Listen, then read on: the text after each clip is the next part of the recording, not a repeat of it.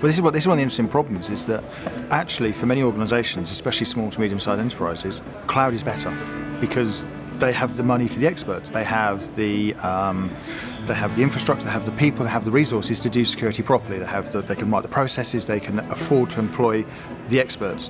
Whereas if you're a small to medium-sized enterprise, your job is not IT. Your job is to create your products, to deliver whatever it may be, to service your customers, manage the cash flow. You don't need an IT director.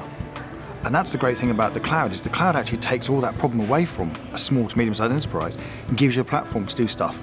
So you can focus on the cash flow, doing what you need to do, what makes your business right. So I'm a great believer in the cloud. I think actually the cloud it's good for big corporates as well, don't get me wrong, but for SMEs it's a real mine that people aren't tapping into. And yes, there are concerns about security and privacy and trust and accountability. They can be got round. And they can be got round very simply because cloud providers themselves are becoming more mature. They're starting to build security and they're starting to make it a feature of their products. But also as a customer, it's asking the questions. It's saying, show me how you do things.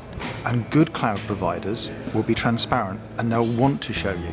So as a customer, if you're intelligent and you approach it maturely and you say, it's another piece of IT rather than it's the cloud, and ask difficult questions, if the cloud provider answers them, then you're winning. So to me, the cloud is not something to be afraid of. Anyway, in 5 years' time, we won't talk about the cloud because it'll be the way we do stuff. It'll just be normal.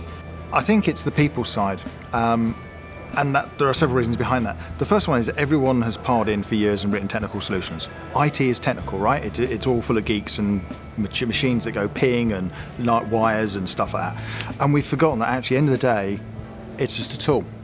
A computer, a network, a mobile phone, an iPad, they're all tools to help you do something. And we've forgotten that it's the people who use the tools who are the important piece.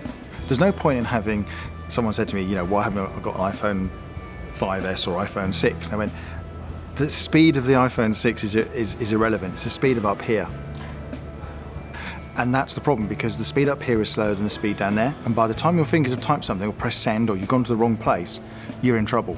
So we need to educate people just to sort of, in some ways, take a step back and take their time. You don't have to answer an email. You can read it and decide if you should click a link rather than going, I must click the link, it's important.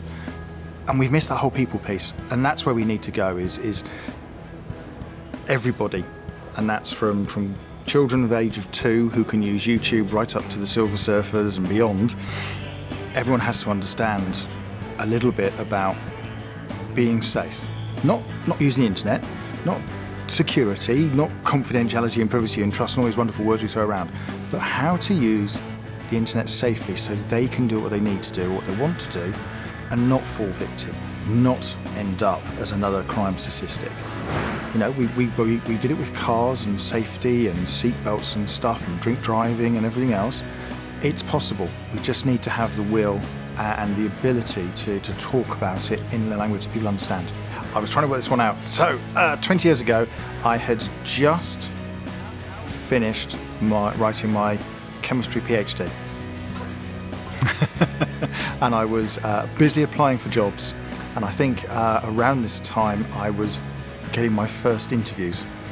So, when you write a thesis on endogenous and exogenous neurotoxic amino acids, that's always a challenge.